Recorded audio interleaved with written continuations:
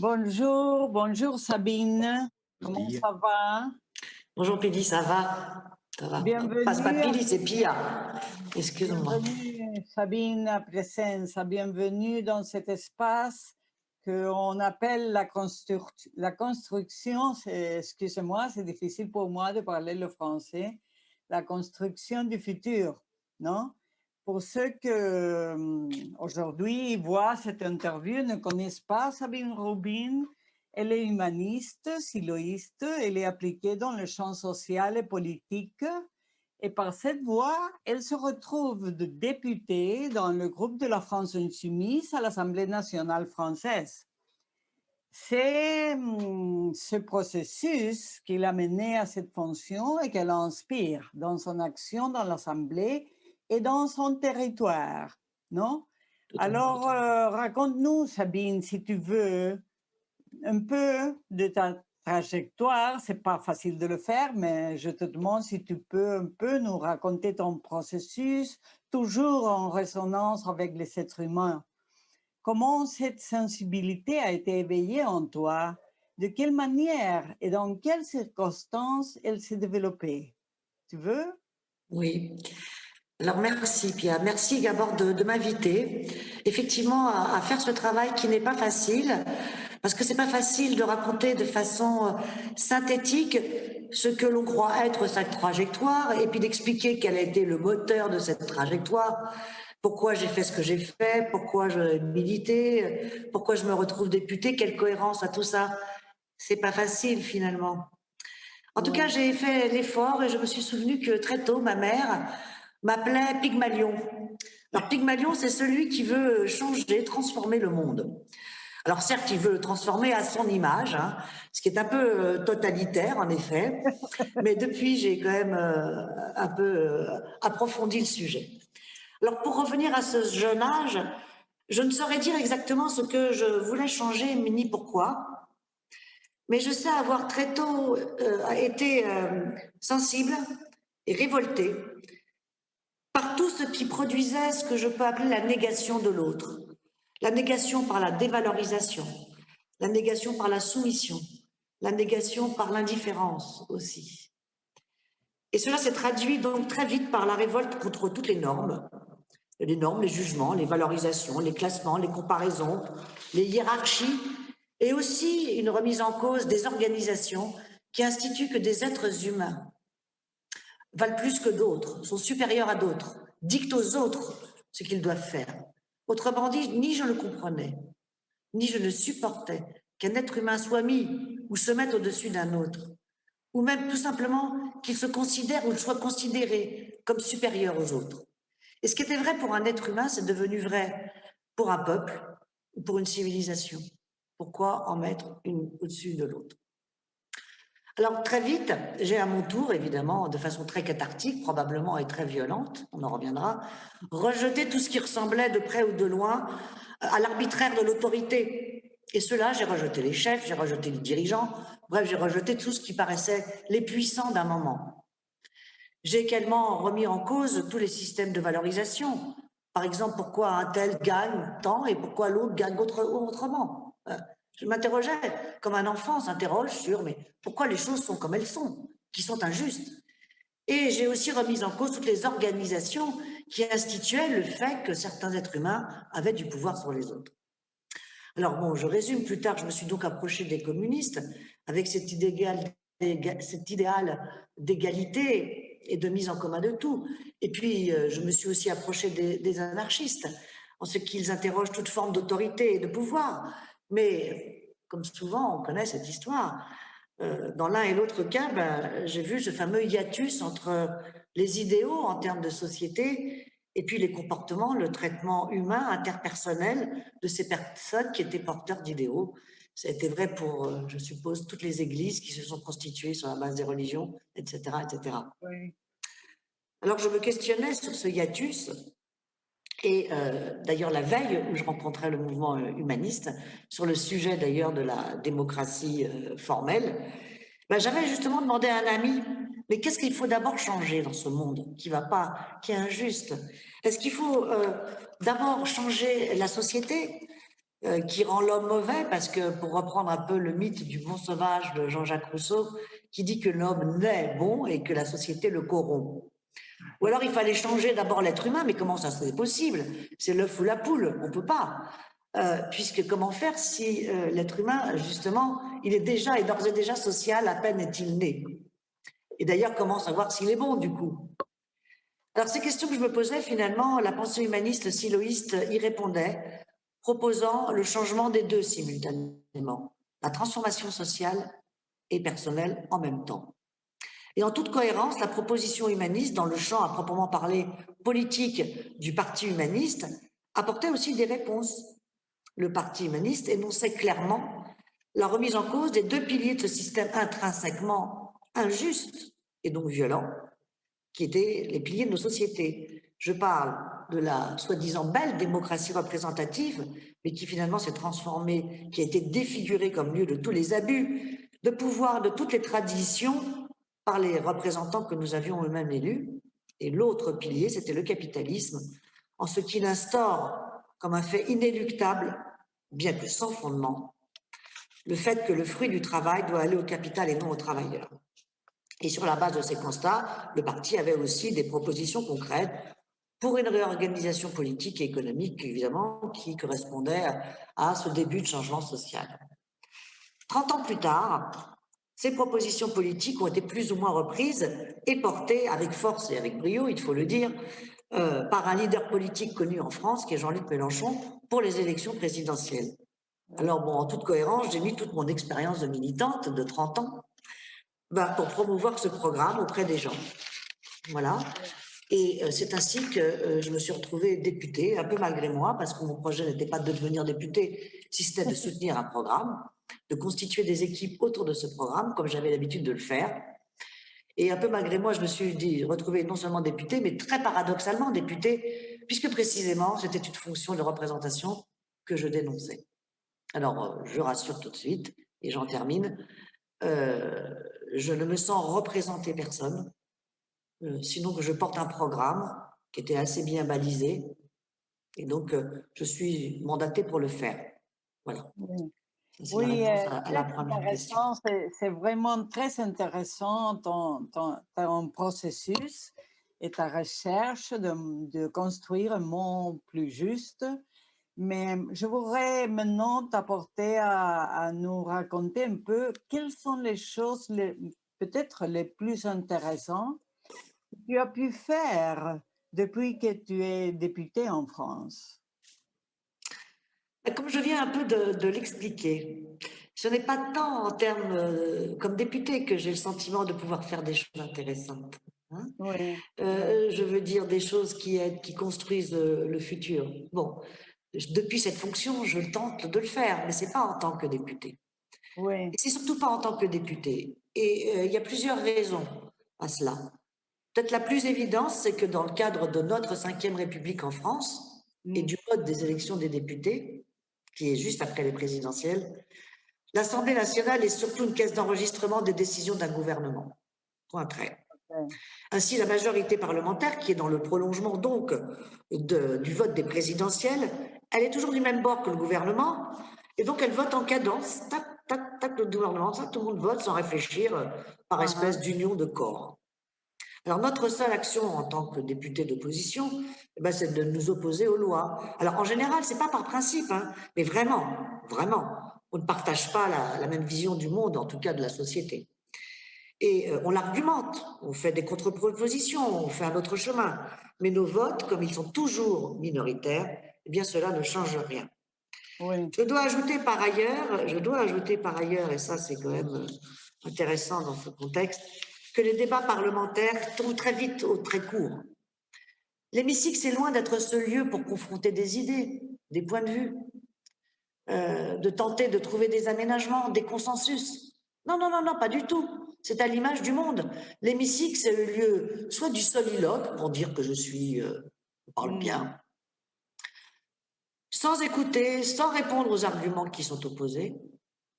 C'est aussi oui, le lieu des invectives, des polémiques, qui amusent tout le monde dans le petit cercle de l'hémicycle, mais qui est vraiment très loin de ce qui se passe et ce qui occupe des gens. C'est une vraie comédie Et en vérité, ce n'est même pas là que se prennent les décisions. Pour tout dire, moi, à l'Assemblée, je me sens un peu comme un ovni. Ceci dit, l'Assemblée, quand même, et la fonction de député offre une tribune, une visibilité à des propositions alternatives dans lesquelles les citoyens peuvent se reconnaître et se retrouver. Et pour ma part, j'aime surtout porter les revendications des syndicats ou de collectifs de citoyens que j'ai rencontrés, et bien sûr, dans lesquels je me reconnais. Évidemment, je ne vais pas porter Ouais, ceux dans quoi je ne me ouais. reconnais pas.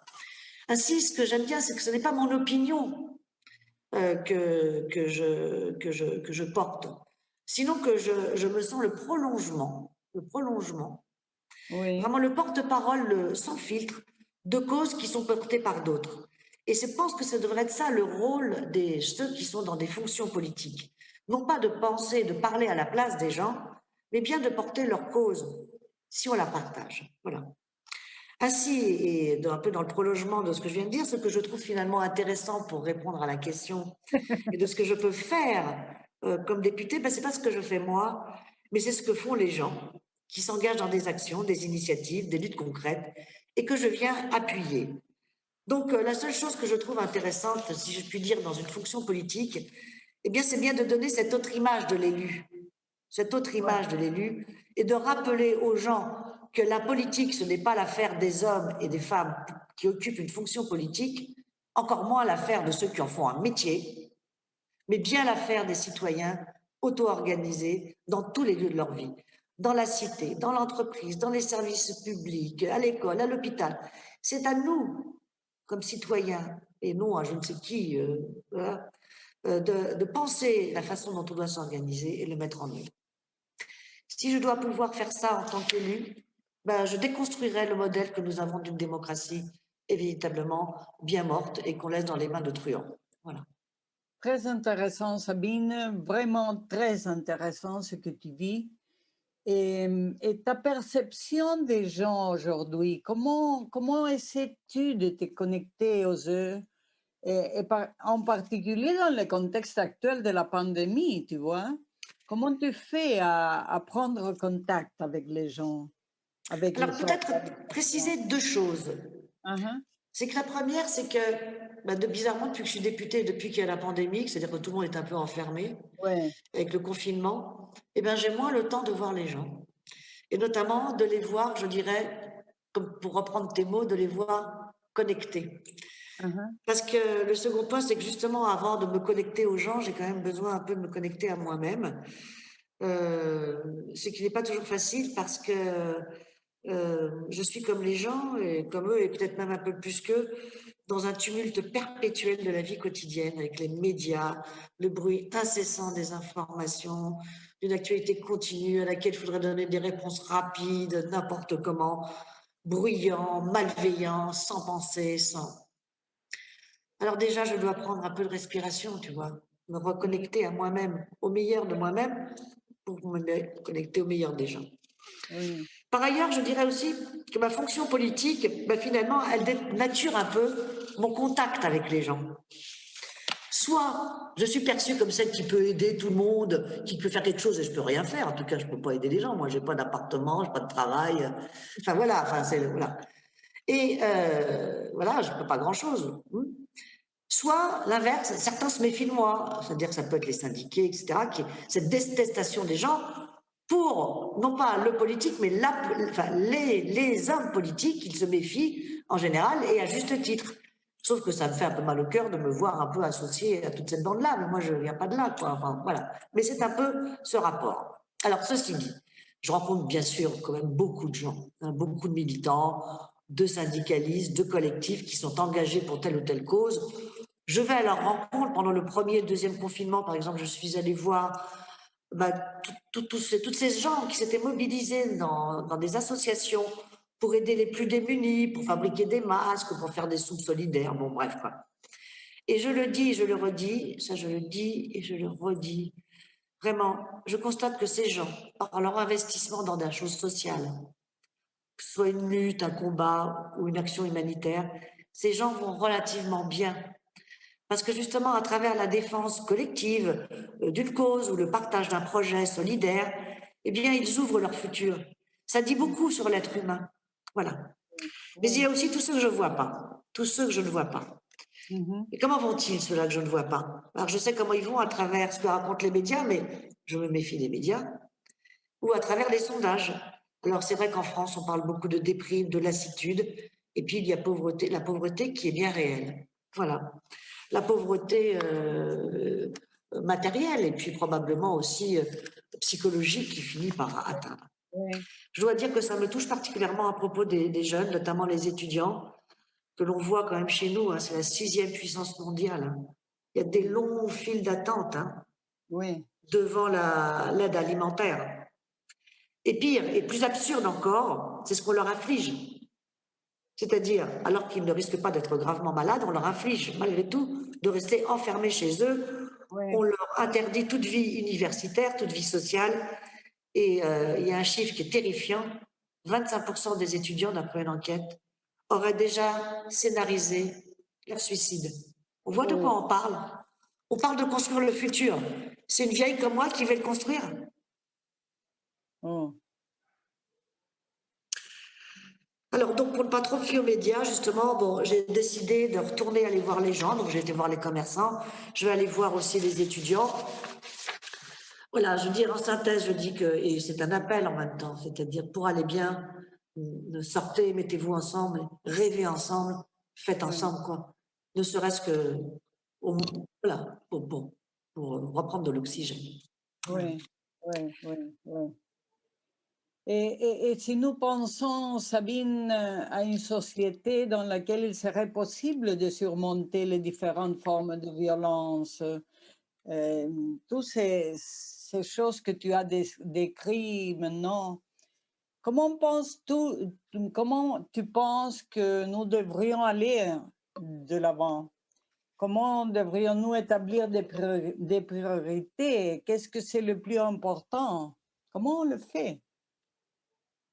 C'est une vaste question, hein, la violence. Alors, d'abord, peut-être faut-il que je reprécise que j'ai fait mienne, hein, vraiment mienne, hein, la catégorisation des différentes formes de violence faites par Silo, hein, Mm, donc le penseur de ce oui, mouvement humaniste. Donc, il y a bien cette violence économique qui est inscrite dans le système capitaliste lui-même, enfin, comme je l'ai évoqué dès le début, voilà, avec sa oui, répartition des oui, richesses. oui, Pourquoi l'un, pourquoi pas l'autre? La violence sexuelle, notamment en défaveur des femmes, avec cette longue histoire du patriarcat, etc., et qui on voit exploser aujourd'hui. La violence religieuse, qui elle-même aussi amène tous ces fondamentalistes qui veulent imposer leur vision du monde, leur manière de croire, leur manière de pratiquer. La violence psychologique, qui est associée à ce que je disais au début de cette rencontre, à la négation de l'autre, hein, sous toutes ses formes, de différentes oui, manières, sa non-reconnaissance. Puis la violence physique aussi, dont c'est la plus manifeste, celle des guerres, hein. Et puis maintenant, en France, on a celle du maintien de l'ordre, hein. Il y a beaucoup d'éborgnés, des gens qui ont perdu des mains, des yeux. Et puis uh-huh, dernièrement, tout récemment encore, mais c'est pas la première fois, ça commence par durer, des jeunes de 14 ans qui se tuent entre eux, qui se tuent. On ne sait mm, même pas pourquoi. Ils n'ont même pas de motif. 14 ans. Alors, je dois avouer que par rapport à mon paysage de formation des années 60-80, bah, j'ai le sentiment que la situation s'aggrave, hein. Soit parce qu'elle se révèle, oh, moi je le vois avec, je savais pas que tout le monde, tant de gens étaient, tant de femmes étaient violées, je le découvre, enfin, je ne le savais pas. c'est vrai. Soit parce qu'elles deviennent extrêmes, enfin la violence économique quand même. Il y a quand même des pauvres alors qu'il y a de plus en plus de milliardaires et d'argent. Donc ça devient Uh-huh, extrême. Les extrêmes, c'est pas. Donc ça devient extrême, tout comme les gens, par exemple, deviennent extrêmes avec leur religion. Tout devient extrême, tout devient violent. c'est vrai. Et aussi psychologiquement, on n'a jamais vu tant de gens prendre des anxiolytiques, des suicides, des peurs. Voilà. Et je ne parle pas des guerres qui continuent d'exister, on ne les voit pas, mais on les alimente. Donc il me semble, oui, que c'est plus violent. Maintenant, comment dire, en 2 minutes, je ne sais pas quoi faire, ni avec quelle priorité, mais avant de dire quoi faire, etc., je pense qu'il faut, ou en tout cas, je me suis efforcée d'essayer de bien comprendre ce phénomène de la violence et pourquoi il s'aggrave. Pour ma part, la violence que l'on voit s'exprimer sous toutes ses formes, elle n'est pas conjoncturelle et elle ne relève pas d'un système de causalité. Tiens, il a fait ça, donc le gouvernement, ça. Voilà. Très schématiquement, je vois ce phénomène, je le comprends comme un phénomène structurel qui remonte à une grande, et ça dépend quelle échelle de temps on voit, hein, mais c'est intéressant. J'avais entendu parler quelqu'un qui s'occupe de la préhistoire, une préhistorienne, qui disait Ouais. que à la période précédente, le néolithique, il ne repérait pas de violence. Mm. Enfin, c'est marrant de regarder ça. Enfin, en tout cas, le regard se portait vers constater cela.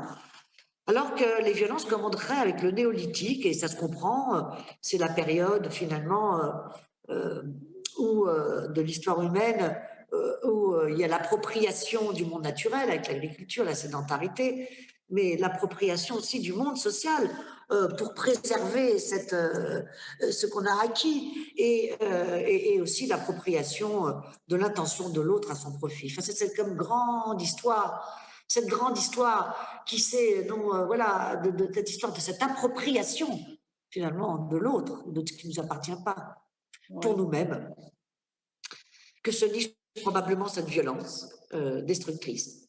Et moi, là, je crois qu'aujourd'hui, après différents méandres dans l'histoire, différents va-et-vient dans la conscience humaine, différentes tentatives de cette longue histoire, mais probablement très courte, hein, eh bien, on arrive aux limites de ce système actuel, de ce système de pensée, de cette conscience qui se prend et qui soumet. Mm. On le voit avec l'écologie, par exemple, la nature se retourne contre nous. Ça explose. Mais les gens aussi explosent eux aussi avec ce système et ces institutions violentes qui font de plus en plus de pression. Vous voyez, ça presse. Donc ça explose un peu de l'extérieur et de l'intérieur. Et les gens font aussi exploser le système, hein, forcément, ils le font aussi exploser, alors, soit violemment, soit en faisant le vide et en fuyant et en allant ailleurs, chacun dans son coin, etc. Donc, c'est comme ça que je lis un peu cette histoire. La nécessité de sortir de ce monde de mille manières et celui-ci qui continue à vouloir nous opprimer. Alors, maintenant, j'aimerais souligner un mot dans ta question, c'est le mot surmonter les formes de violence. Je souligne surmonter. Ouais. C'est intéressant de mentionner ce mot comme une réponse aux gens qui pensent, qui justifient que la violence fait partie de la nature humaine et Mm. qu'il en sera toujours ainsi. Et c'est vrai, l'histoire globalement, ou en tout cas en ce moment, on peut lire l'histoire qui semble être du côté de cette cette certitude provisoire, on va dire. Ouais. Mais il est un autre fait, c'est la recherche de la réponse non violente dont Luther King, Gandhi, Tolstoï et bien d'autres ont été des figures reconnues. Et même si l'histoire ne leur a pas encore donné raison, ce sont tout ça des tentatives. Ouais. Voilà. Alors, je dirais que l'histoire ne leur a pas donné raison, mais le cœur des gens a dit oui. Mm. Hein, on ne se souvient pas de la même manière d'Hitler que de Martin Luther King. Hein, on ne Ouais. va pas citer les mêmes textes. On ne va pas citer Hitler. Hein, voilà. Ouais. Le cœur Ouais. des gens retient des choses. C'est une aspiration de la conscience de l'âme humaine. Et je voudrais le dire à propos, par exemple, d'un conflit qui fait beaucoup parler et qui me touche. C'est celui, par exemple, au mouvement des femmes en Israël. Il y a des femmes qui sont des mères, des sœurs, des filles qui ont vu perdre leurs enfants, leurs sœurs, et qui sont juives et palestiniennes, et qui s'organisent et font pression sur le gouvernement pour demander à organiser une paix et une concorde. Voilà, ça, Mm. ce sont des vrais gens. Parce Ouais. que pour plagier un auteur français, Jean-Paul Sartre, il dit la guerre, mais c'est toute la violence, on va dire, la guerre comme expression physique de la violence qui est moins manifeste, ce sont les puissants qui l'orchestrent et ce sont les pauvres qui la subissent et la font. Alors, je pense que les gens, les peuples, ils veulent plus subir, évidemment, cette guerre et cette violence. Voilà. Quand bien même cette ambiance les emmène à être eux-mêmes, à reproduire eux-mêmes ce système. Alors, comment s'en sortir? Bon, c'est un processus, hein, c'est un processus, mais quand même deux piliers. Ouais. Et justement, comment s'en sortir avec le thème de la non-violence? Je vois et je crois qu'il faut faire la promotion idéologique de la non-violence comme une réponse à la fois personnelle et sociale à la violence du monde. Pas la non-violence pour, comme parfois certains en parlent, comme stratégie pour ne pas perdre les siens. Non, comme mode de vie. Oui. Pas pareil. C'est pas je prends cet outil parce que sinon je vais recevoir le bâton ou je vais me faire tuer. Et donc, non, non, non, non.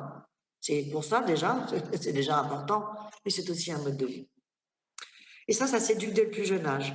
Éduquer à le plus jeune âge, je trouve que, voilà, éduquer à la non-violence, comme Ah, attitude personnelle et comme action sociale.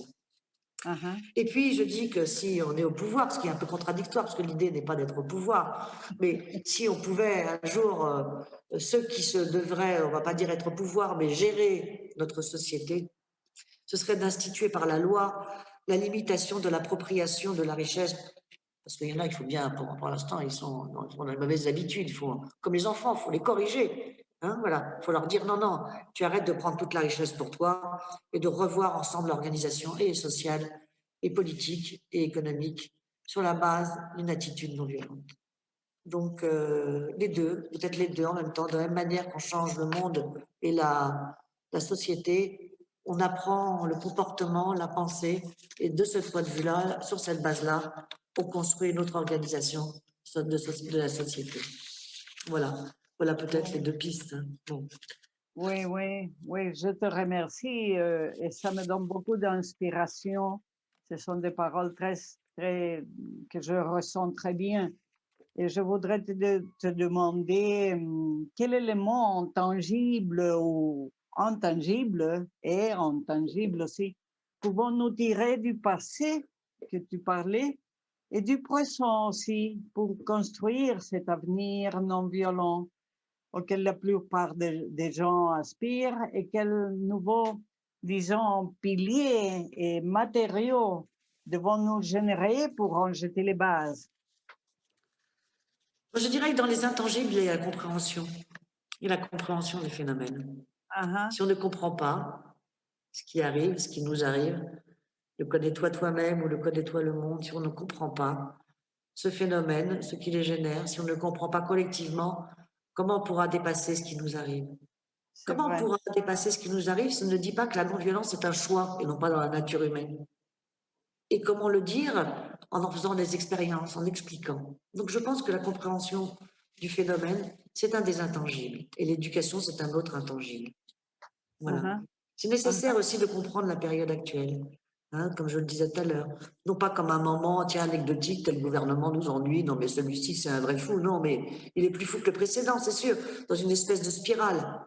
Voilà, c'est une spirale. Donc on doit comprendre que ça vient de plus loin et que la réponse simplement violente, ou reprendre le même pouvoir, ou faire pareil, ou singer celui d'avant en faisant mieux provisoirement, non, ça changera pas profondément les choses. Donc, il faut le comprendre profondément. Il faut aussi en sentir la nécessité.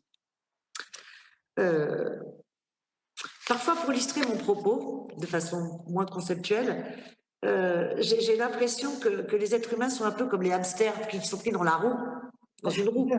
Tu vois, voilà, et qui s'accélérant les rend fous en même temps que la roue se désarticule. Tu vois, la roue, c'est un peu le système, on tourne, là, on fait ça, et pouf, à un moment donné, ça se tourne de plus en plus, ça explose. Voilà. Et je dirais que le plus drôle dans cette histoire, c'est pour te dire que j'ai même pas tellement envie de m'énerver contre nos politiques, c'est que le plus drôle dans toute cette histoire, c'est que nos dirigeants sont aussi pris dans ce système, mais qui sont tellement aveuglés qu'ils s'en rendent même pas compte. oui, oui. Oui, on Ils l'appelle se rendent aussi. pas compte qu'ils vont exploser avec tout le reste, n'est-ce pas? Oui, Voilà, on va c'est tous exploser. Donc, que dire? Voilà, désobéir, c'est bien. Voilà. Mais j'aimerais finir quand même pour, je ne peux pas dire le que faire, mais pour avoir confiance dans le processus, ou en tout cas m'efforcer de continuer, de l'accompagner. Qu'est-ce que je peux faire d'autre? Qu'est-ce qu'on peut faire d'autre? Moi, je trouve que la période du confinement a été très riche, parce que justement, la machine s'est arrêtée. Pas pour tout le monde, évidemment, pas pour les infirmiers, etc., pas pour les profs. Au contraire, c'est par humanité qu'ils l'ont fait tenir, hein, oui, et pas grâce au système. oui. Voilà. Et pendant que ce monde s'arrêtait, moi j'ai vu de tout, hein, on a tous vu de tout. Plus jamais ça, le monde d'après. Certains étaient perdus, d'autres ont profité pour méditer. Méditer et se sont rendus compte de l'absurdité de leur vie, de ce non-sens. Je vais reprendre encore une image pour exposer ce non-sens, parce que franchement, c'est bombardé tous les jours. Il y avait à la radio la dernière fois le directeur de la Banque de France sur les ondes de France Inter qui disait « Maintenant, c'est nécessaire que les gens consomment pour faire repartir la croissance. » Pas qu'ils consomment pour ne plus avoir faim, avoir chaud, etc. Non, pour faire repartir le vélo. Oui, Il oui, faudrait oui. pédaler sans savoir où on va, Terrible. pour faire marcher la machine. À ça, on est réduit à pédaler sans savoir où on va. Oui. Je crois que les gens, ils sont un peu aperçus de l'absurdité de ce monde. Voilà. Et que je crois que les gens n'en veulent plus. Voilà. Alors, comment faire? Moi, je pense que nous devrions prendre le temps, oui, notre temps aussi est capturé d'ailleurs par ce système. Hein. Mais il Oui, nous faut oui. impérativement doser. Prendre le temps de méditer, mais aussi d'être ensemble et de poser les pierres de ce nouveau monde. Et moi, ce que je m'efforce de faire, justement, c'est quand je vois telle association qui fait telle chose, telle autre chose, etc., c'est de faire des ponts entre toutes ces choses qui sont Oui. autant, qu'ils agissent en coprésence. Je ne dis pas de faire ensemble, on va tous faire ensemble, mais qu'ils soient les uns les autres en coprésence, en se sentant à la responsabilité d'être le constructeur de ce nouveau monde. Voilà. Oui, c'est un peu ce qu'on fait à Presenza, qu'on on cherche les gens et c'est pour ça qu'on fait ces interviews, pour établir des ponts que le coprésentement, comme tu dis, peut aider à reformuler les demandes et à penser d'une autre manière le futur, non? Se donner ce temps que tu as dit et de la compréhension à laquelle tu parlais et la pensée, parce que la plupart des gens pensent que penser, c'est faire rien. Et c'est au contraire. Penser quelque chose, c'est très important pour pouvoir arriver à une autre direction.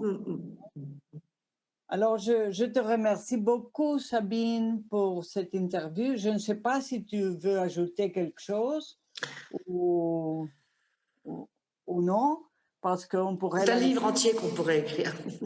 Ah oui, oui, c'est beaucoup qu'on pourrait parler. Je te remercie beaucoup parce que Voilà. on cherche de faire ces ponts avec des femmes dans le mois international des droits des femmes, avec des femmes qui sont des constructrices du futur. Et on va publier cette interview dans les diverses langues, on va la traduire. Je pense que ce que tu nous as dit, nous donne beaucoup d'inspiration. Et nous te souhaitons le meilleur pour chacun de tes projets. Et nous D'accord. restons à l'écoute pour le moment où tu pourras avoir besoin de nous, où on pourrait penser ensemble, on pourrait se retrouver, on pourrait donner des inspirations aux autres aussi. Oui. Merci N'hésitez beaucoup. pas à me contacter. Tant mieux si ce que je dis, ça peut inspirer d'autres. Et si vous avez besoin, et moi j'essaye aussi de contacter d'autres qui sont célèbres un peu plus que moi, pour qu'ils puissent porter une parole, ou en tout cas que leur parole, Oui, qui est oui. intéressante, mais qui, bon, voilà, qui mériterait probablement de se retrouver dans une direction plus profonde et plus commune, voilà, de donner de la profondeur aux actions donner cette profondeur et cette direction commune aux diverses actions, aux divers propos des uns et des autres, qui pour l'instant apparaissent comme beaucoup de bruit, on va dire, beaucoup d'initiatives, mais très éclatées, dans un éclatement de l'explosion, un peu de tout, quoi. Voilà. Donc c'est Oui, oui. intéressant, oui, de donner direction. Donner direction et faire voir les lumières du nouveau monde. D'accord, Sabine, je te remercie encore. Merci, Ça a Pia. été très bon de t'écouter. Merci beaucoup. Merci. Allez, à bientôt. Au À revoir. bientôt. Au revoir. Au Au revoir. revoir.